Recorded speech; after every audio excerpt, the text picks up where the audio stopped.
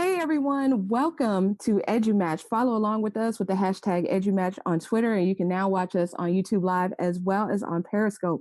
All right, so speaking of EduMatch, did you know that you could be the featured person of the day? Just check out our site at edumatch.org, click on Get Connected and Person of the Day form and fill it out. There's a little bit of a wait, but in the meantime, you'll be tagged with potential matches. And in addition, you will have your blog tweeted out to our network of over 25,000 educators around the world. So tonight we're going to be talking about building relationships with students. So just wanted to give a huge shout out to our moderator, Jeff Bradbury. And also we're going to have Dan Kreinich joining us in progress. We also have two fantastic panelists as of now. We have Dean Gainey and Tracy Brady. So in a second, we are going to, they are all going to introduce themselves. So I'm going to actually kick it over first to Dean. If you could please just introduce yourself, tell us a little bit about you. Hey everybody, my name is Dean Gainey. I am a ELA teacher primarily in the state of Florida, Orlando, and I also teach technology and gifted students at a K-8 school here in the city of Beautiful, and certainly glad to be here tonight. All right, awesome. So glad to have you. All right, next let's go to Tracy. Hi, I am Tracy Brady, and I teach French and Spanish in New York State. So happy to be here. All right, awesome, awesome. Thank you so much for joining us, Tracy. And Jeff, if you could please introduce yourself. Hello, everybody. My name is Jeff Bradbury, the creator of TeacherCast.net. I'm also the K-12 instructional technology coach for Westwood Regional School District, and it is so exciting to be here with everybody here on EduMatch. All right, awesome. We are super glad to have all of you here. So we have like some questions coming from you. So Dan is having a little bit of technical difficulty joining us, but we have some questions in the panel. So I will throw the first one out there, and I'm going to get on the chat in just a second. But the first question was, describe the teacher with whom you've had the greatest relationship when you were a student. So what teacher did you have the greatest relationship when you were a student, and why? So we'll just go starting first with Dean. This is a really good question. The reason I am a teacher today, I have to say, is because of my first grade teacher, and her influence went long past first grade. I went back and helped her every year until I graduated high school. So she essentially taught me for 12 years, whether she knew it or not. And I think I could say many things as far as why she was the one that had the most impact on me, or I had the greatest relationship with. But I think the bottom line is that she cared, and there was no doubt in my mind that she cared in everything that she said, whether it was a little stern or not. She knew, I guess she knew more about me than I knew about myself at the time, but then I slowly began to see it for myself. And I think it attribute a lot of that to her and her influence and everything that she stood for. Awesome. That's such a nice story. All right. Great, great. And Tracy, how about you? Yeah, the teacher who I had the greatest relationship with was definitely my sixth grade English teacher, Jane McCrowan. And I have actually for the last 2 years been trying desperately to track her down unsuccessfully. She was the teacher who put me in front of my very first computer. It was a TRS-80, which let you know a little bit how old I am. We used cassette tapes to record our data. Again, things have changed quite a lot since then. But it was the first time that I was really engaged in what I was doing at school. We were programming in BASIC, and it was just a small group of us. But up until that time, we, as a group of us, had been kind of the freaks. A lot of us were bullied, and this was really the first time that a teacher, instead of just segregating us and leaving us to our own devices, really challenged us and engaged us in the learning process. And that really made me want to become a teacher and change the entire trajectory of my life. All right. Awesome. Awesome. That is fantastic. So I'm going to now turn it over to Jeff. So Jeff, I see that you just dropped a question in the chat. So please feel free to go with that. Sure. This question actually comes from one of these questions that we ask on our podcast when we do our Jersey 5 questions. And it basically is, talk to us a little bit about your favorite teachable moment as a student. What was that one thing that maybe either hit you or made you make a left turn in your life, or really, really was there to say, what was that one teachable moment, everybody? It's always the hard question, right? Sarah, what was it for you? Oh, wow. My favorite teachable moment that I had as a student. That is a great question. I'm thinking that it would have to be in my AP psychology class. We had like a crazy project. It was completely open ended. And he wanted us to create something that was kind of like a culminating project for the year. And he didn't really put a whole lot of restriction on it.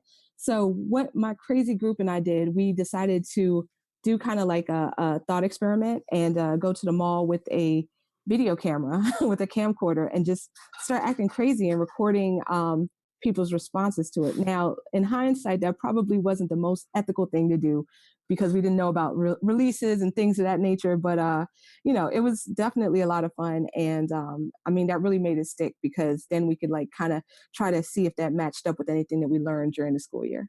Nice.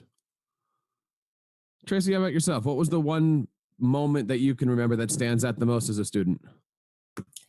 Unfortunately, I had a lot of moments that stood out, and not a lot of them were positive. I guess maybe that's, other than, the one really phenomenal teacher that I mentioned earlier, there were a lot of really not positive moments that had a negative impact. Teachers that contributed to the bullying that myself and others received, that kind of drove me to want to protect kids and look out for kids that get bullied now. And that's important because teachable moment doesn't always have to be positive stuff. Teachable moment could be a life lesson. It could be a lesson learned. It could be something that nobody else was around for, but you had a learning experience that kind of changed or, assisted in the way that you became who you are. What about you? I actually have to say it's interesting that you say you don't have to be positive because I was in, I believe, 10th grade in AP biology, and probably one of the first AP biology classes I'd ever taught. And I was not doing very well in her class. And I don't know whether I was just not digging biology or whether it was the teacher. It was the teacher a sibling had. So I kind of had a little bit of information about her before I went in her class. However, I was just not getting it. And I was not performing my academic. It's sad to say, I was not doing academically well in her class, and I was about to fail it. But something about what she said to me, it stuck with me, and it caused me to learn more about who I was. And the long story short, when I put my mind to doing something, when I'm absolutely focused on accomplishing something, there's nothing that can stand in the way of that happening. And long story short, ended up passing her class by acing her final exam.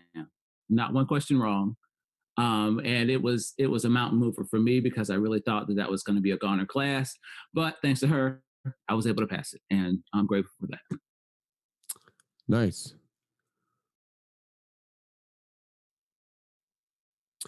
So, Sarah, should we go on to the next questions here? Yeah, absolutely. So here's another one for y'all. What are those unique things teachers do which create strong relationships and great rapport with their students? So let me see it. I'll go first to Tracy on that. I would say that first and foremost, we have to listen to our students and show that we are willing to listen and willing to hear them, because too often kids assume that adults are just there to talk at them, like the Charlie Brown wah wah wah wah wah wah wah wah, and then if we're just talking at them, they're not hearing us.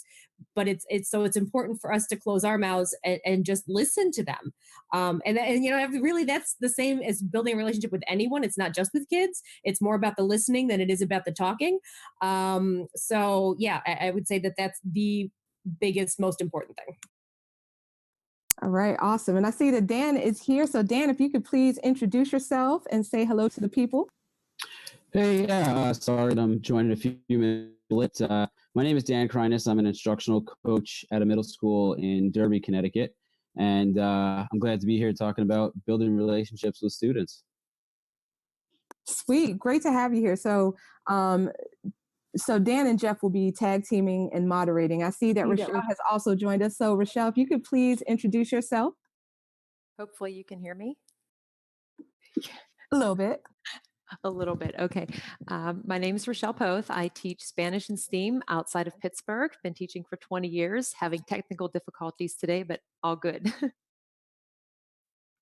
All right, fantastic to have you here. So I'm going to kick the question over to Dean before going back to Rochelle. So Dan's question too was about the unique things that teachers do, which create strong relationships and great rapport with their students. So what's your answer to that, Dean? I would like to echo Tracy as well in what she said about listening. I think sometimes we talk a whole lot, but we don't take the time to listen. So I agree there. I also think that in terms of developing a rapport with students is showing them that you are human and real, just like they are human and real, and that you make mistakes. You have lives, right? And so one of the things I know that I've done is showing up at different things that school students are involved in outside of school. Because I can actually come to those things and it's okay, and it totally gives the students the opportunity to see you in a different light. So I think just again showing them that there's a human part of you, and that just like you are able to do and achieve, they can as well. All right, awesome. And Rochelle, how about you? Okay. So refresh me on I was logging in. I missed part of the question. Sure. The question was, what are those unique things teachers do which create strong relationships and great rapport with their students? Okay. That's what I thought it was. So that's good. I think, I've been teaching 20 years, and for many years I taught the way that I was taught. And I'm pretty sure that that's okay to an extent, but at the same time, nobody says you really have to. Well, I don't think anybody says that you really have to start on day one teaching. And for a long time, I was doing that. I just felt compelled, like, oh, we only have so much time. I have to get started with like the Spanish alphabet. And over the past couple of years, I've taken a couple steps back from that and decided, you know what, I need to know these students, and these students need to know each other. Even though I teach in a smaller district, in a small school, they don't necessarily know each other. They might walk the same route on the way to school and see each other, but they don't really know each other. So I've spent a lot of time over the past couple of years trying to find different ways for them to, have to mix and mingle. Sometimes it's uncomfortable for them, I think, but I jump right there in the middle with them. And so like this year I did some icebreakers, line up by birthday, walking around the room and talking to the students while they're talking to each other, just to find out interesting things. I did a Google form survey just for the room and shared the results. I even added mine in there as well. And some of them were just so surprised to hear my taste in music or movies, or that I actually go somewhere to shop for clothing. I mean, who would think that teachers do normal things? But showing that you are a real person and having conversations and showing that you have an interest in them and being visible, like Dean said, going to events and showing that you care for more than just, oh, I'm here to teach and I'm leaving at the end of the day, that it goes beyond that. And I think that all of us that are involved with education, especially talking now, I know all of you have some kind of a connection with your students, that you set up a means for them to reach you beyond the school day, because it just doesn't end when we leave. The kids need us throughout any other time. So Awesome. So I'm going to kick it back over to Jeff. So we're talking today about, teachers and students, and I always use the word trust when it comes up to it. Like, true students have to trust teachers, teachers have to trust students. But it is coming down to the time where we're going to be going away from each other for the next couple of months, and maybe, students fly away and never come back to that school. So my question to everybody here is, what advice do you usually give your students at the end of the school year to let them know that it's okay that we're leaving? We as teachers are always going to be there. We are always available. If you need to come back next year and talk, we're there. And number two, what advice do you remember your principals may be giving you as we as staff members leave for the summertime months?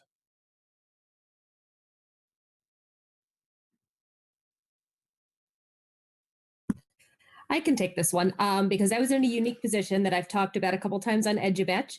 Um, I left a district that I had been in for 20 years at the end of last school year, and I had developed some close relationships with students. It was a high needs district, so there were students that came from situations that kind of ran the gamut. A lot of very low socioeconomic situations, split families, students that were homeless, students that had been in foster situations that didn't work out. So a lot of pain that a lot of students had been through. And they had been abandoned by a lot of adults in their lives. So I just made sure that they knew that there was a way to reach me, whether it was by email, whether it was via Twitter. They had a way to reach me. And for the first, a couple of them reached out over the summer, and as soon as school started and they got in the building and realized I wasn't there, and they were freshmen, so they hadn't had a lot of time in high school to develop a lot of relationships. I heard from them a lot, and then like birds leaving the nest, as you say, they flew away. And that to me was a sign that it kind of was nature working the way nature should work. And they had the chance to leave the nest, build those relationships with other caring and trusted adults in the building. And that was a good feeling. And I did, through colleagues that I remained in touch with, I could still check in on the ones that, were of concern. But they knew that they could find me if they needed me. And then as time went on, they didn't need me as much. And like with parents, it was the normal course of action. So that was pretty neat.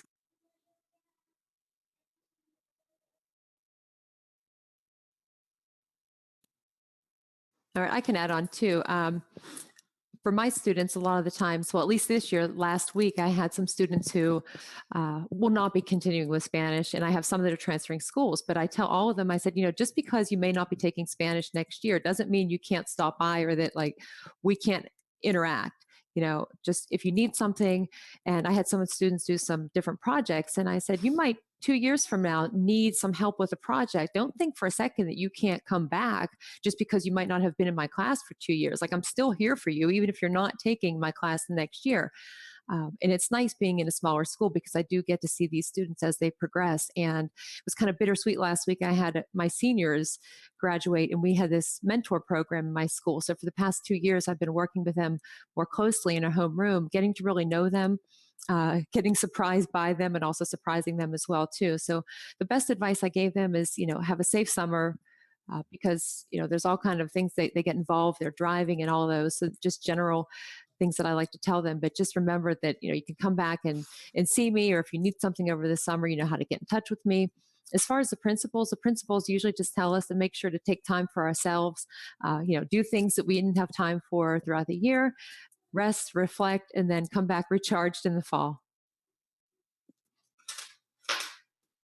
Thanks, guys. And we're going to start wrapping up here in just a few minutes. I know that you guys just before or just as I was coming on had shared some of your experiences when it came to relationships that you had built, let's say, with teachers that you had. I was just wondering, as we leave, if you might be able to briefly share and only use as much information as you're willing to share about a relationship that you built up with a student.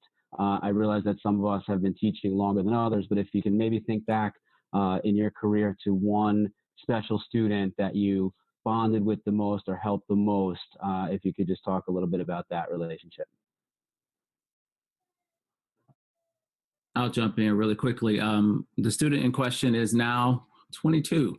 One of the first years that I started in the classroom, and at the time he was a fifth grader and having challenges at home, and I reached out to his parents and started developing that relationship with him in fifth grade, and it has lasted up until this point, and hopefully continuing going forward. Been a little bit of a rocky road for him, a little bit of a challenge in terms of his decision making and choices that he made. However, it has been a very positive relationship because I've been able to help him sort of go in the positive direction, and I'm officially the uncle now. I'm no longer Mr. Gainey. I am the uncle. So, in a nutshell.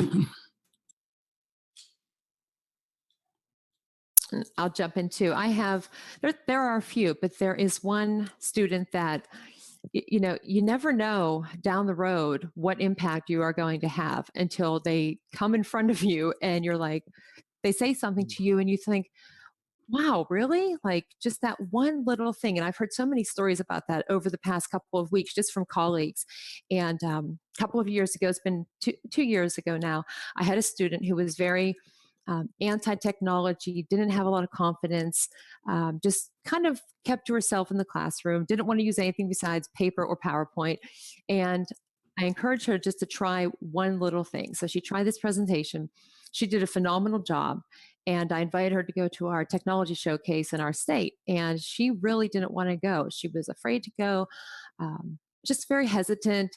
And I won't go into other details about how, how her feeling, but just that lack in confidence. Well, we went, she was unbelievable. And it was funny because the technology piece now, flash forward 2 years, she just graduated, going into technology, very confident, and wrote part of a required graduation speech for an English class that was like thanking me and gave that to me. Like brought me to tears. I mean, just that one little encouragement, and you never know. I was just shocked. So it was really great to hear that and experience that and see that that happens a lot too. Okay, so my story is a student who I had for 3 years in class, and his personality was very much, he was an Eeyore. If we did group work or if he had a seat partner, because in language they have to communicate a lot, he always had, I can't work with this person. There's no way I can work with this person. You have to give me a new partner. So by the third year of hearing this, no matter who I paired him with, I finally said to him, this is 3 years. I think we need to kind of look at the fact that the problem might be that you need to think about being able to work with other people.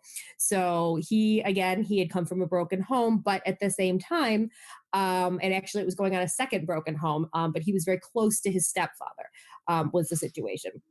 So his senior year, when I didn't have him, I had him 8th, 9th, and 10th grade. He decided to come on our trip to Quebec. And I just connected with him. He graduated maybe 4 years ago. Contacted me on Facebook to let me know, after all of our interesting conversations and interesting things that went on. He wanted information about, he was going to go to Quebec again and wanted to know because he had such a great time. He wanted to take his girlfriend there. So it's interesting how you may not think that you connected with a kid because there were a lot of headbutting situations and it might have been a more difficult student, but you keep at it and you make more of a difference than you might have thought originally. So I just wanted to jump in real quick then right before we wrap up. I'm not going to share a whole story, but I did want to say that I'm going to, I think, put words in everybody's mouth when I say that when it comes to building relationships with students, let's face it, we have plenty of students who come to school because of these kind of relationships, whether they need them from other students or whether they need them from us, the educators, the teachers that work with them in the classroom every day. They're not getting it outside of school, and unfortunately not, but they come to school because of it. And so this is a bit of a tricky time of year as we leave for the summer. So I just want to thank everybody for what they said and the amount of attention that we are giving to this topic, because it can be one that has great success stories, and we know how important it is, but sometimes too, there's a bit of a downside to it, and I don't want to get depressing here, but we're going away for 2 months now, so keep those relationships strong, and if there are things, I guess this is advice for anyone out there watching, if there are things that we can do to continue that throughout the summer and maintain it for when we get back next school year, then that's what we need to be working on. We certainly have a lot of great things that we've talked about. I want to end today's show the way I end all the TeacherCast shows, which is by saying keep up the great work in your classroom and continue sharing your passions with your students. Thank you, and everybody, and good night, EduMatch. All right. Thank you guys so much. Really appreciate this conversation. Thank you to our moderators, Jeff and Dan. Thank you to our panelists, Dean, Tracy, and Rochelle. And can't wait to see you back next week. We are going to be talking about um, tips for master's and doctoral students. So it's going to be awesome. And we also have a new book that will be dropping during ISTE. So at our ISTE meetup. So check us out on the 25th at Spaghetti Warehouse. So hope to see you there. So definitely check out our website so that you can sign up to be on panel. Would love to have you all next week, and hope everyone has a great one. So thank you so much, and keep rocking on. All right.